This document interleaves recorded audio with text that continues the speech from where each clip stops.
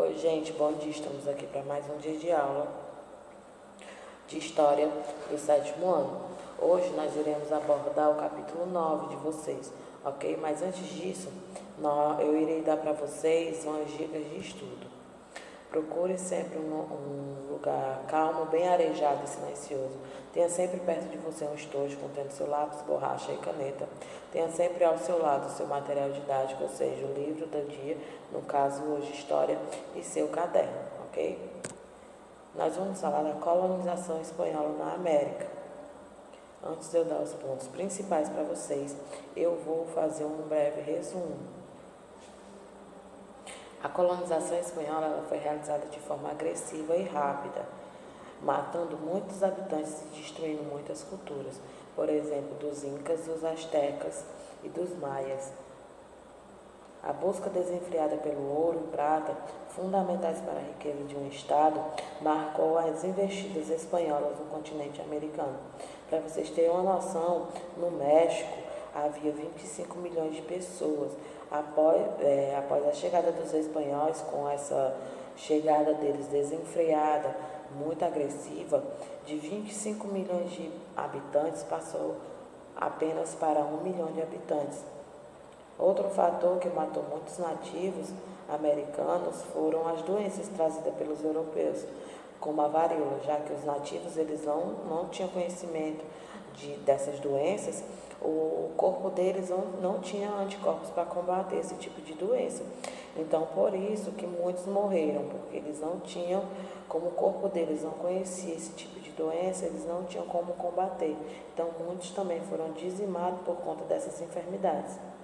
Desde os primeiros contatos dos espanhóis com a população indígena, iniciou-se um processo de aculturação. A aculturação acontece quando povos distintos, diferentes, entram em contato permanente e um se adapta ou retira traços culturais do outro. No começo, as relações com alguns povos pré-colombianos foram pacíficas, como no caso dos incas, com quem os espanhóis chegaram a praticar escambo, que é escambo, é troca de produtos.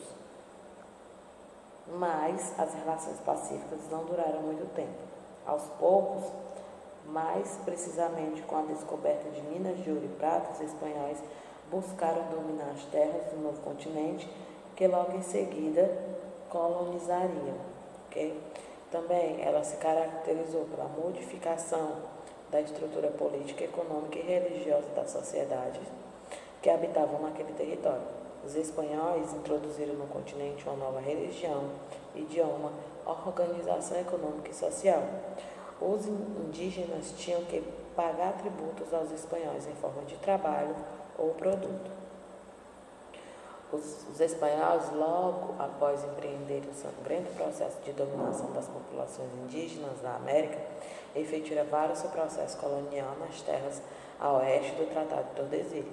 Para isso, montaram um complexo sistema administrativo responsável por gerir os interesses da coroa espanhola em terras americanas.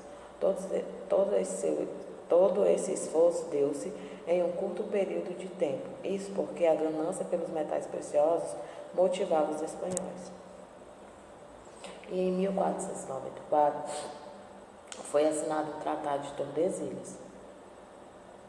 O navegador genovês Cristóvão Colombo ele realizou uma das maiores descobertas realizadas no período das grandes navegações, que foi a descoberta da América. Financiado pelos recursos da coroa espanhola, esse navegador anunciou a descoberta de terras a oeste. Tal feito acabou inserindo o reino espanhol no processo de expansão marítima comercial, que desde o início daquele século já havia propiciado significativas conquistas para o Império Português ao longo de todo o século XV. Com a ascensão dos espanhóis na exploração de novas terras, o clima de disputa com os portugueses ficou acirrado. Para que o conflito de maiores proporções fosse evitado, o Papa Alexandre VI foi convocado para negociar os limites de exploração colonial entre essas duas potências europeias. Inicialmente, Portugal buscava garantir seu monopólio na costa africana e a Espanha preocupava-se em legitimizar a exploração nas terras localizadas a oeste. No ano de 1493, o Papa então anunciou a assinatura da bula intercoeteira, que fixava uma linha imaginária a 100 léguas da ilha de Açores. No entanto, no ano seguinte, 1494, o rei de Portugal, Dom João II, exigiu a revisão desse primeiro acordo, que não satisfazia os interesses de Portugal.